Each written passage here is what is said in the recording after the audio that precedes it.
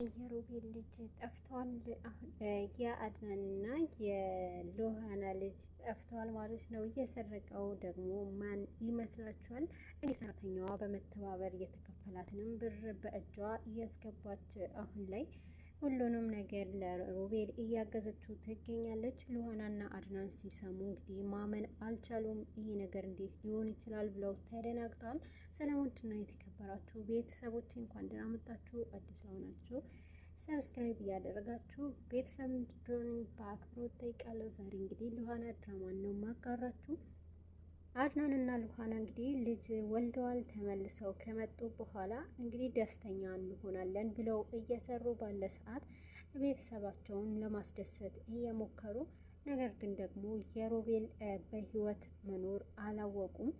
ይህ ነገር ደግሞ ቤተሰብ ውስጥ በድብቅ ቤቱን የሚከታተላቸው ሰው እንዳለ ደርሰውበታል። ነገር ግን ያንን ቤቱን የሚከታተላቸውና አድናንም ወደ ስራ ሲሄድ በሩ በጣም በራሱ እርግጠኛ ሆኖ ቆልፎት ነበረ። ነገር ግን የተቆለፈው በር አሁንም ቢሆን ያንን በር በመስበር ወደ ውስጥ ይገባል ማለት ነው። ወደ ውስጥ ከገባ በኋላ እንግዲህ ሎሃናም ተኝታ ነበረ። ልጁ እጇ ላይ አስተኝተዋለች።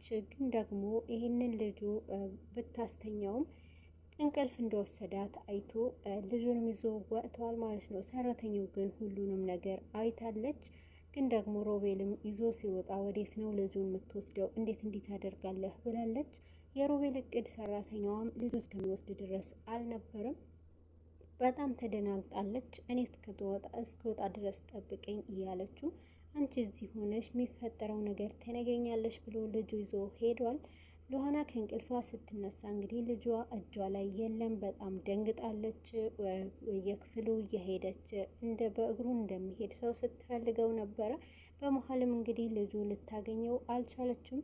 ወደ ሰራተኛዋ በፍጥነት ስትሄድ እና ደግሞ ልጁንም አይተሻል ወይ እያለች ስትጠይቃት ነበረ።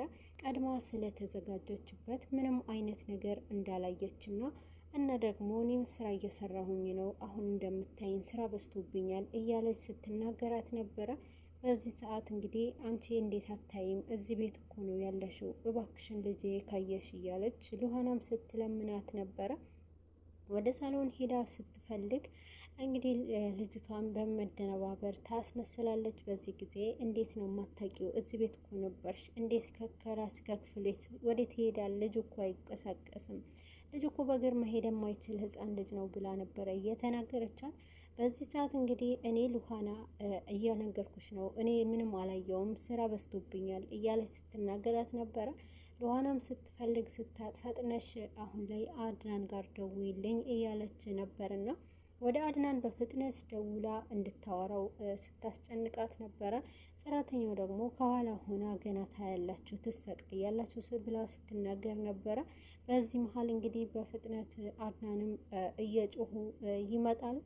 አድናንም ወደ ውስጥ ሲመጣ ግን ሰራተኛዋ ደውላለት አልነበረም። ጩኸታቸው ሰምቶ ነበር በፍጥነት የመጣው። በዚህ መሀል እንግዲህ በፍጥነት ሲገባ ምንድነው የተፈጠረው? ምን ሆናችሁ ነው ብሎ በሚጠይቃቸው ሰዓት አድናን ጉድ ሆነናል፣ ልጄ ጠፋ፣ ልጄ ተሰረቀ እያለች ስትጮህ ነበረ። ምንድን ነው እያልሽ ያለሽው? አልገባኝም፣ እየቀለድሽ መሆን አለበት ሲላትም ነበረ። እንግዲህ ሁለቱም ጩኸታቸው ይቀጥላሉ። ወዴት ሄዷል ብለው አድናንም ሰራተኛዋንም ለማፋጠጥ ይሞክራል። አድናንም እሷን ሲጠይቃት እኔ ምንም አውቀው ነገር የለም ብላ ነበረ የዋሸችው። በዚህ ጊዜ ግን አድናን ከአንቺ ውጭ እዚህ ቤት ውስጥ ማን ሊጠባበቅ ይችላል? እዚህ ቤት እኮ የገባሽው ቤቱም እንድትጠብቅ ነው እንጂ ምን እያደረግሽ ነው ብሎ በጣም ይቆጣታል።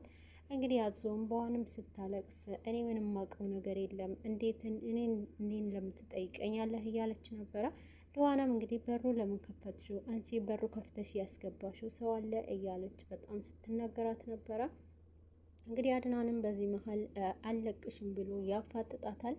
በዚህ ጊዜ እንግዲህ በጣም ፈርታለች። ሮቤልም ይህ ነገር ደግሞ ልጁ ቤት ውስጥ ከወሰደው በኋላ አንተ እንደ እናትህ በጣም አስቸጋሪ ነክ፣ ሎሃና ልክ እንደዚሁ አንድ ልጅ ትወልድልኛለች እያለን አድናንም ሎሃና ከሮቤል ጋር እንደምትወልድለት ልጅም ሲናገር ነበረ። በዚህን ሰዓት እንግዲህ ሮቤል አሁን ላይ ሰራተኛውም ደውላ እያዋራችው ነበረ። ቤተሰቡ በጣም አብዷልና አድናንም እኔንም ሊጎዳኝ ነው የሚፈልገው፣ ልጁ ደግሞ አሁን ላይ መውሰድህን እያለ ስትናገር ነበረ እና በፍጥነት መውጣት አለብኝ ከዚህ ብላ ትነግረዋለች። ሮቤልም አሁን ላይ አይደለም ተረጋጊ፣ መቼ ስራ ሰራሽ እና ገና የምትሰሪው በጣም ብዙ ስራዎች አሉ እዛ ውስጥ ይላታል። በዚህ ሰዓት ከዚህ በላይ ምን እኔ ለህይወቴ ሰግቻለሁ እና ብዙ ምን ሊያደርገኝ እንደሚችል አላውቅም ብላ ነበር እየተናገረችው። እና እኔ እስከምልሽ ድረስ እዛው ቁጭ በይ ብሎ ነበረ እየተናገራት ማለት ነው። በዚህ ጊዜ እንግዲህ እሷም በጣም ፈርታ ነበርና አድናንና ሉሃና በጣም ውስጣቸው ተከፍቶ ወደ ፖሊስ ጣቢያ ሄደን ማመልከት አለብን ብሎ ሲናገሩ ነበረ። አድናን በዚህ አጋጣሚ እንግዲህ ሁለቱም እየጮሁ በምታይ ሰዓት እንዴት ደስ ይላል ገና ሮቤል ሰራላችሁ እያለች ነበረ። በመሀልም እንግዲህ አሁን ላይ እኔ የምለው ይሄ ነገር እንዴት ነው የሚሆነው ብለው በሚመካከሩበት ሰዓት እንግዲህ ሮቤልም ወደ እነሱ ስልክ ይደውላል ማለት ነው። አድናን ጋር ስልክ ሲደውል ሮቤል አድናን በጣም ደንግጧል። እንግዲህ እኔ ሮቤል ነኝ ብሎ ሲናገረው እንዴት ምን ማለት ነው? ሮቤል እኮ ሞቷል።